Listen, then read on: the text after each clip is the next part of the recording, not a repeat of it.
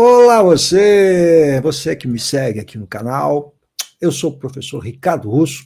Hoje o assunto é TSE, Banca CESP. É a banca mais transparente, mais legal em termos de know-how de avaliações de questões discursivas e de redação. Em vídeo anterior, eu já comparei CESP com o Sesgran Rio, com todos os problemas tidos e havidos lá no CNU. Por que eu tenho insistido nisso aqui nesse canal? Porque uma das funções do prof, já que o meu lugar é ser professor, é ensinar vocês a fazer a leitura do que é um bom edital em termos de redação, em termos de questões discursivas, e para você entender quais são os critérios de correção, como funcionam as regras de correção, o processo de avaliação e como funcionam os avaliadores no dia a dia de uma avaliação de uma questão discursiva e toda a subjetividade que envolve isso. Então, nós estamos falando do TSE. TSE que prevê agora, para metade do mês de janeiro, recursos administrativos. Então, você precisa estar bem consciente de como vai fazer o recurso administrativo, até porque você já percebeu que alguns décimos a mais ou a menos podem fazer toda a diferença para você na questão dos recursos administrativos. Legal? Então, é importante fazer o recurso administrativo se você souber o que está fazendo, e é uma questão totalmente técnica. Então, precisa ter tecnicalidade, e é isso que eu vou mostrar para vocês aqui. Então, para você que vai fazer CESP, professor, eu vou fazer CESP, eu tenho prova, por exemplo, TRF6, que é prova CESP também, para vocês conhecerem como é que funciona a brincadeira toda. Isso é bem importante. Legal? Então, em vídeo anterior, eu falei sobre os critérios da CESP e relacionados ao TSE unificado. O peso dos descontos de gramática é bem grande, legal? Então, não é a mesma coisa TRF6, é bem menor. Então, o desconto de gramática é maior e a gente tem que entender sempre duas avaliações de conteúdo, duas avaliações de gramática, legal? As avaliações de gramática descontam exclusivamente as questões ligadas à gramática mesmo, morfossintaxe e ortografia, crase, regência, concordância, vírgula, toda a parafernália da gramática, coesão e coerência estão no componente de conteúdo, e você tem sim previsto desconto para a apresentação do trabalho, né? Que é borrão, margem à direita, margem à esquerda, riscos, enfim. Legal? Então, o CESP é uma prova muito bem modelada, que tem uma régua muito bacana. Já começa por aí. Houve prazo para você contestar a régua, coisa que não aconteceu, por exemplo, com o Sesgran Rio, e não acontece com a maior parte das bancas, né? Quem fez TRF também 5, que é a IBFC, que é a mesma do Correio, legal, também não dá prazo para você contestar a régua, também não diz onde você errou na gramática, enquanto o CESP diz a linha em que há um erro, se é ortográfico ou erro de morfossintaxe. Então, a diferença é a transparência. Quando você vai fazer CESP, você já sabe quanto pode perder de pontos se você tiver X erros de gramática, você sabe o que são os erros de gramática. Então, é outro mundo. Legal? Por isso que eu gosto de trabalhar com CESP. Se você vai fazer alguma prova com CESP, acompanhe aqui, porque você vai ver como é que funciona a brincadeira. Eu vou falar do cargo de analista judiciário e da prova de analista judiciário, porque eu vou dar um spoiler para vocês importante. Houve prazo para contestar a régua, e a gente não sabe ainda o que vai acontecer com essa régua inicial, se ela vai ser alterada, mas essa régua inicial apresenta problemas no primeiro item, que é o conceito de propaganda eleitoral negativa. Então, eu já vou dar um toque aqui para você ficar ligado, você que fez essa prova do TSE, porque nós temos um problema conceitual aí. Eu vou trazer para vocês aqui uma contestação feita em relação a esse primeiro item. Então, eu quero saber o que você fez lá. Mas eu vou retomar todo o processo até para aqueles candidatos que vão fazer CESP Brasília, para conhecerem a brincadeira e saber como é que a coisa funciona. Legal? Então, vamos dar uma olhadinha aqui inicialmente, já de cara aqui, vamos falar sobre a questão da prova discursiva. Vou retomar com vocês aqui a prova discursiva para vocês entenderem como é a prova do CESP. Legal? Então, Tem o texto de apoio, 3 itens, sempre são 3 itens, os itens eles já vêm, olha que bonitinho, né? Os itens já vêm com a pontuação devida, 15, 15, 17,5, no outro vídeo eu expliquei claramente isso, tá?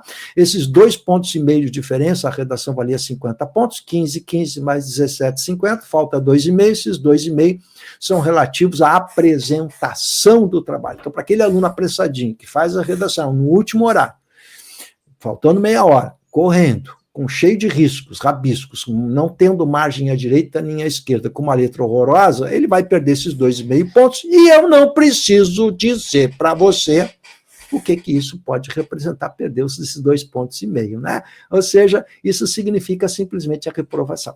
Então, CESP, 2,5 pontos em 50, vale a apresentação do trabalho. Sesgran Rio, ninguém sabe, IBFC, ninguém sabe, legal? Não tem previsão de desconto de apresentação.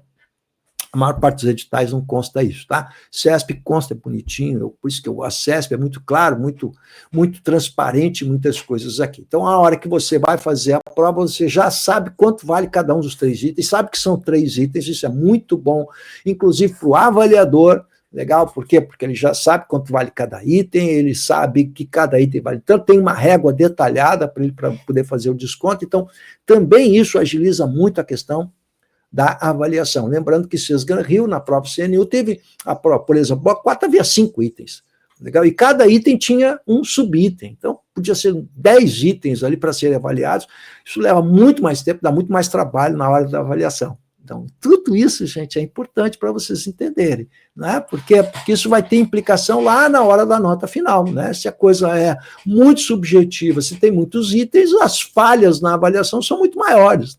Legal? Aqui você tem 3 itens. Então, é trabalho papum, enxutinho, bonitinho, CESP é uma maravilha.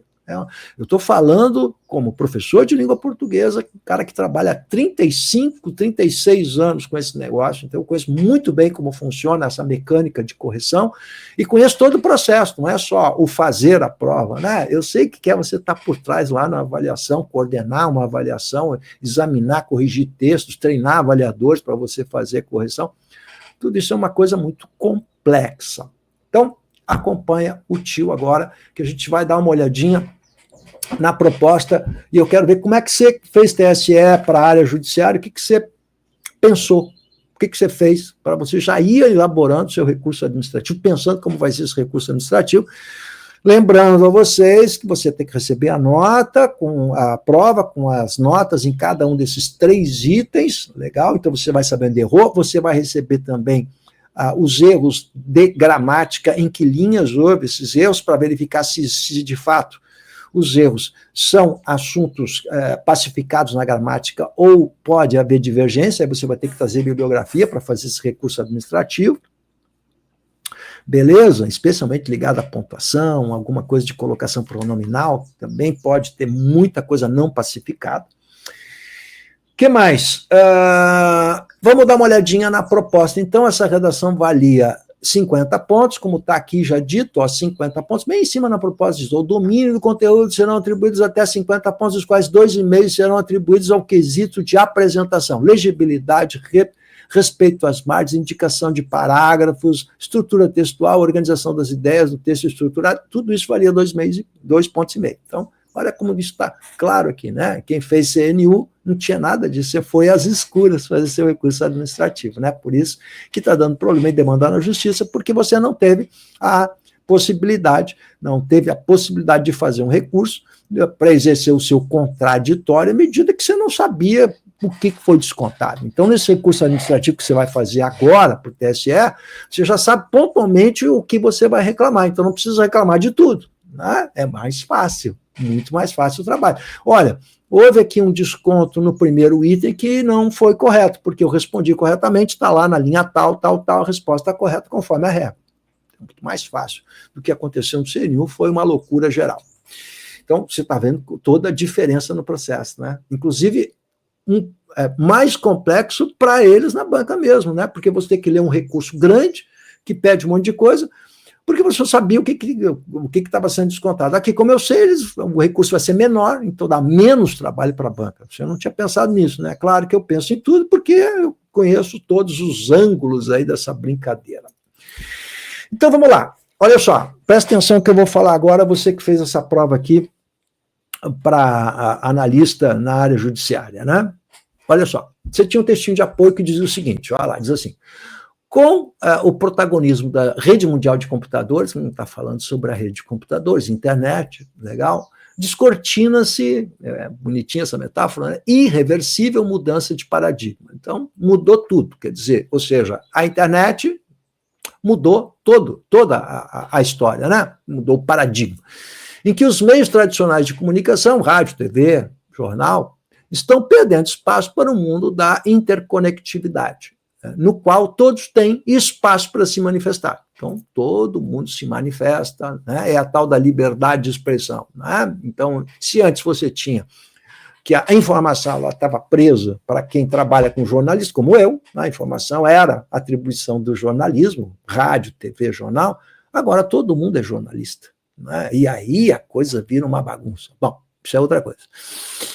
Em um ambiente de ampla interação, né, diferente daquele modelo tradicional, que não havia interação, quer dizer, saía informação só do jornalista, agora vai e volta, a informação ela vai e volta, a interatividade, acesso facilitado e restrito permanente à informação, com potencial alcance superior aos meios tradicionais. Então, agora você tem muito mais gente participando e, os impactos são muito maiores do que do que antigamente, quando a gente não tinha a rede de computadores.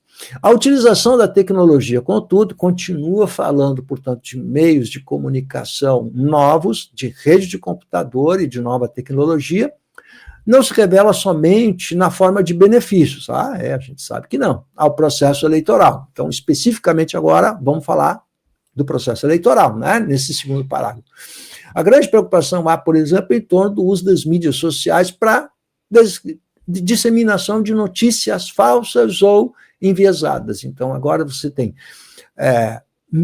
o uso de mídias sociais, disseminação de notícias falsas e enviesadas. Então, está falando e usando notícia falsa. Desinformação. A desinformação é a consequência da notícia falsa. Perante o eleitorado, com a finalidade de, qual é a finalidade? De afetar a normalidade das eleições e influenciar o resultado do pleito. Então, há uma relação de causa e consequência. Qual é? A disseminação de informação falsa vai gerar desinformação, essa desinformação vai afetar a normalidade das eleições e o resultado do pleito. Então, há uma cadeia de causalidade aqui. Legal?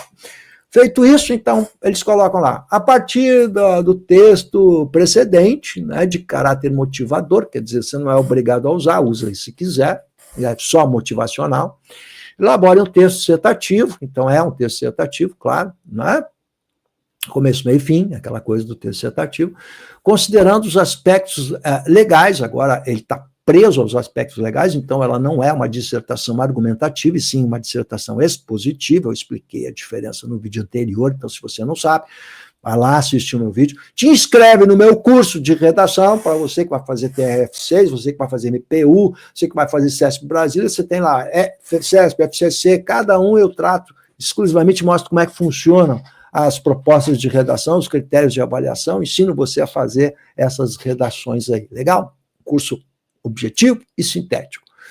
Então, preso, portanto, à questão dos aspectos legais relativos à propaganda eleitoral, de acordo com a jurisprudência do Tribunal Superior Eleitoral e o STF. Então, tudo preso, não é sua opinião, e sim é o que a legislação trata. Então, você está amarradinho agora, não vai aparecer na superfície do texto desse autor, ele vai estar encoberto pela legislação. O que interessa é a legislação. Legal? Em seu texto, aborda os seguintes aspectos. Aí vem os 3 textos. Eu vou abordar o primeiro, que é o que nos importa, é isso que eu vou focar nesse vídeo aqui. Então, presta atenção agora. Conceito de propaganda eleitoral negativa. Vale 15 pontos isso aqui. Pô, 15 pontos é um monte de coisa, né? Então, você está vendo que já começa com conceito, então um conceito você já vai botar a introdução, né? Não precisa fazer aquela introdução.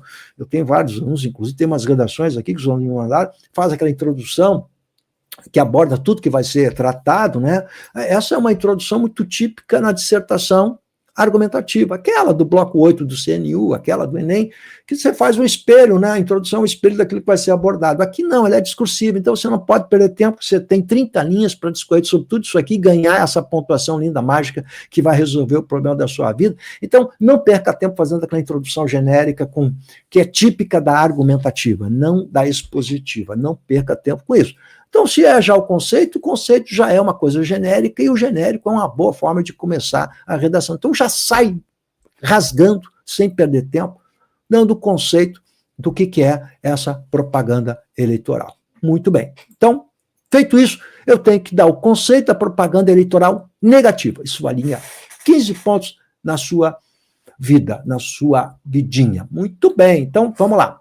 Agora, eu vou mostrar para vocês a régua, para a gente entender aonde o prof quer chegar. Vamos ver aqui. Régua de avaliação. Vamos ver. Foi para a tela, está aí na telinha. Deixa eu aumentar aqui para você ver com mais clareza, né? A régua de avaliação. Então, vamos lá. Então, a régua aparece os quesitos, como acontece sempre com você. Você que vai fazer CESP. Aí, aparece lá, ó, 0, 1 e 2. Então, a cabecinha do avaliador é assim, é 0, 1 é 2. 0 não respondeu. 1 respondeu pela metade, 2 respondeu completamente e ganha a totalidade dos pontos, né? Que são 15 pontinhos. Se não, você vai receber metade, 7,5, se não mencionou, ou mencionou parcialmente o aspecto 1 e o aspecto 2. Olha que bonitinho que é. Legal? Então, olha como para o avaliador isso aqui é muito mais fácil. E muito mais fácil também para você fazer o recurso administrativo. Legal? Então, se você, aqui no item, no primeiro item que aparece, ou se você recebe 0, ou 7,5, ou 15. Então, se você recebeu 7,5, porque respondeu só 1. Né? Bom, aí você vai ver se respondeu só 1, vai ver se realmente isso é verdade ou não, e vai contestar. Beleza? Então, você está vendo como é uma régua. Isso é uma régua de verdade. Houve prazo para contestar a régua. Você contestou? Pois é, houve contestação e eu vou mostrar para você qual foi a contestação. Não sei se vai vingar, mas de toda maneira é isso que eu quero que você entenda, né? Então, o primeiro item falava exatamente do quê? Do conceito, lembra? Então, vamos lá.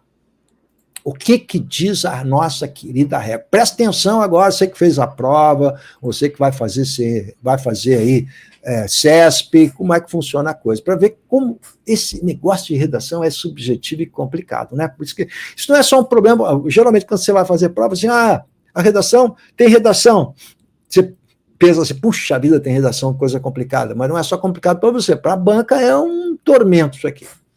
Presta atenção agora.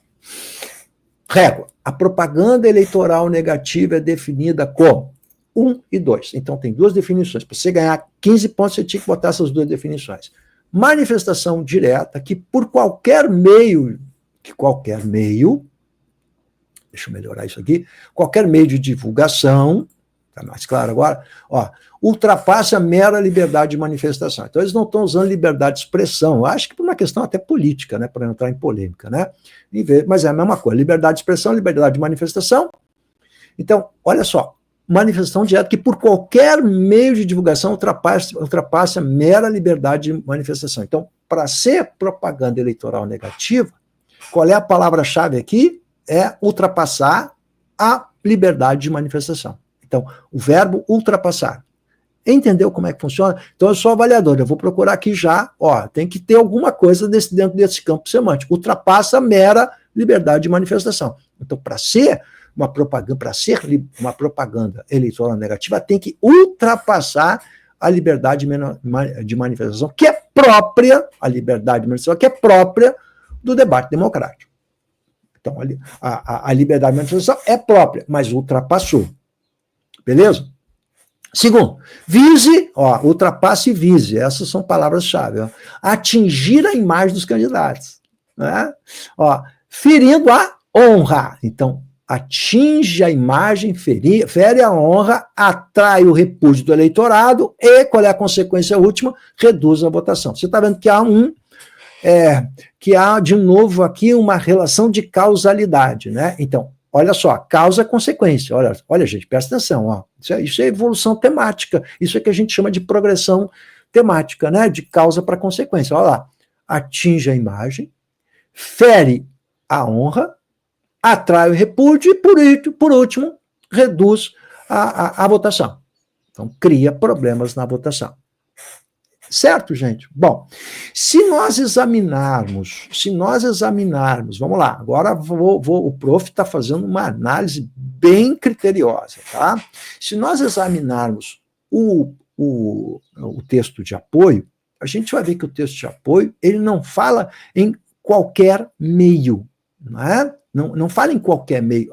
Aqui diz assim, qualquer meio de divulgação. O texto de apoio induziu o candidato a falar dessa novidade, porque todo o texto fala sobre rede mundial de computadores, novo paradigma, não é?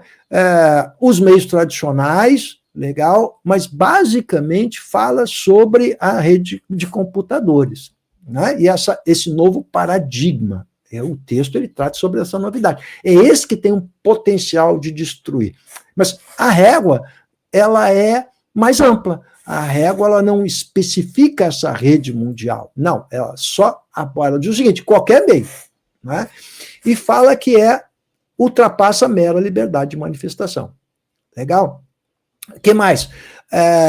Não fala, não aborda, como está também na proposta, né? O que a proposta diz? A proposta fala em desinformação e notícia falsa e enviesada, disseminação de notícia falsa que gera desinformação. Legal? Então, na régua não fala em notícia falsa. Né? O que a régua aborda aqui? A régua, ela diz que ultrapassa a liberdade de manifestação. Não fala em notícia falsa, não usa o termo desinformação, que é tão caro para vocês que estudaram aí para o TSE, né? Desinformação, não aparece esse campo semântico, aparece ultrapassar a mera liberdade de manifestação.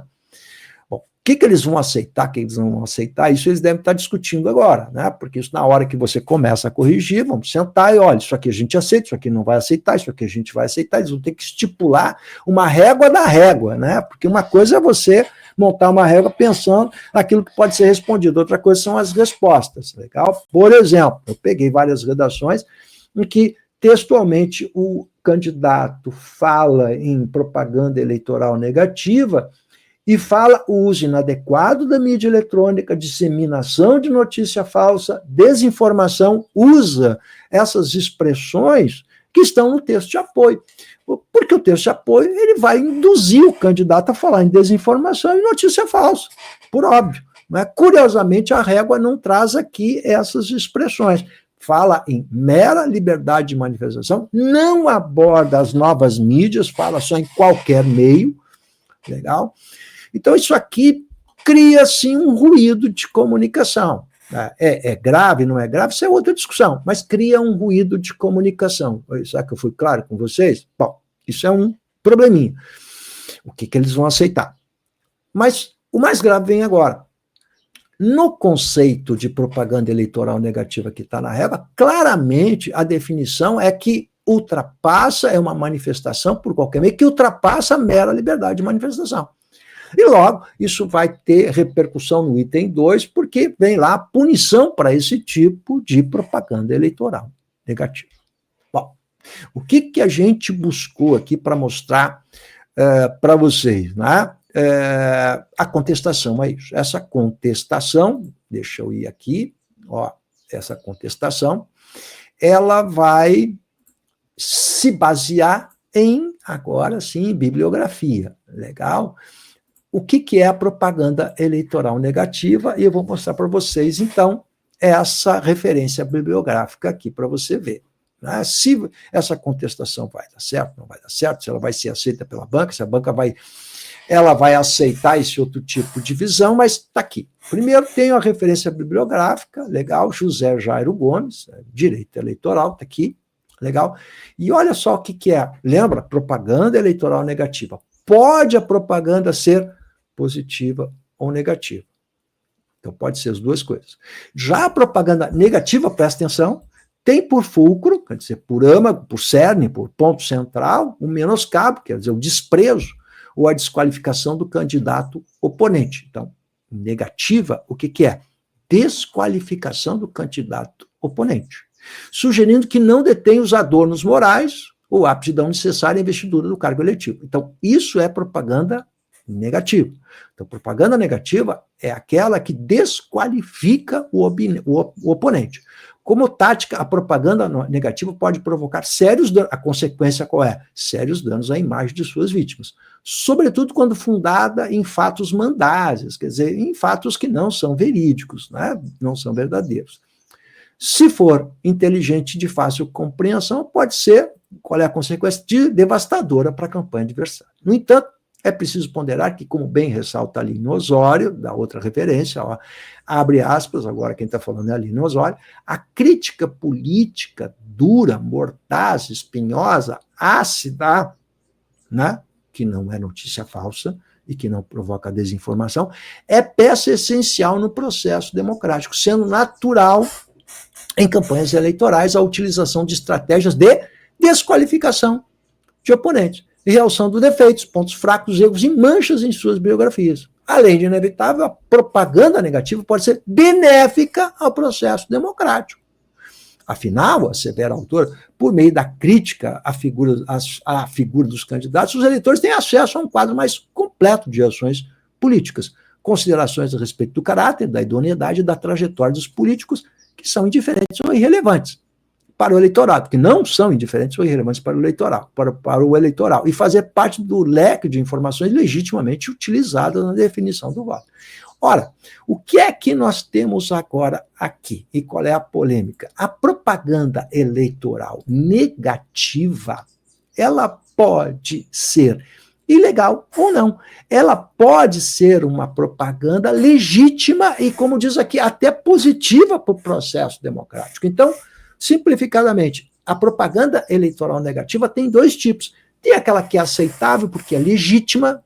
Vou dar um exemplo, né? Olha, na propaganda eleitoral para a prefeitura, por exemplo, o meu oponente pode dizer o seguinte: fulano aí, como aconteceu, né? O fulano aí está sendo indiciado por um crime, o fulano tem suspeitas de ter lesado o erário público e eu estou prestando um serviço, se essas informações forem legítimas, né? Agora, se essas informações forem falsas, né, aí é outro tipo de propaganda negativa. Então, você tem dois tipos de propaganda eleitoral negativa. Aquela que é aceita porque faz parte do processo democrático do debate público e aquela que, sim, provoca danos, mas é ilegítima porque provoca desinformação. Legal? Então, tem dois tipos. Ora, na régua não se considerou esses dois tipos. Na régua não se consideraram esses dois tipos. Ou seja, propaganda eleitoral negativa é aquela que provoca desinformação, é aquela que rompe a livre manifestação. Não. Segundo essa bibliografia e outras mais que eu não apresentei aqui, porque senão eu vou ficar muito tempo conversando com vocês sobre isso, né? Há um problema conceitual aqui. Se esse problema conceitual vai ser revisto pela banca, a gente não sabe.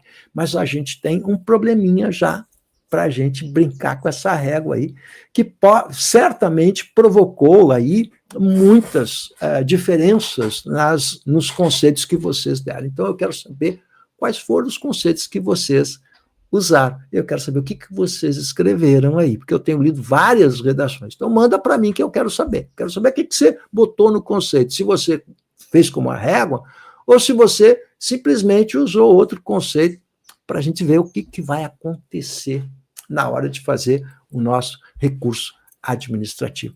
Legal? Se você curtiu, bacana. Se você concorda, não concorda, quero saber sua opinião aí, mas dá um joinha pro prof, legal?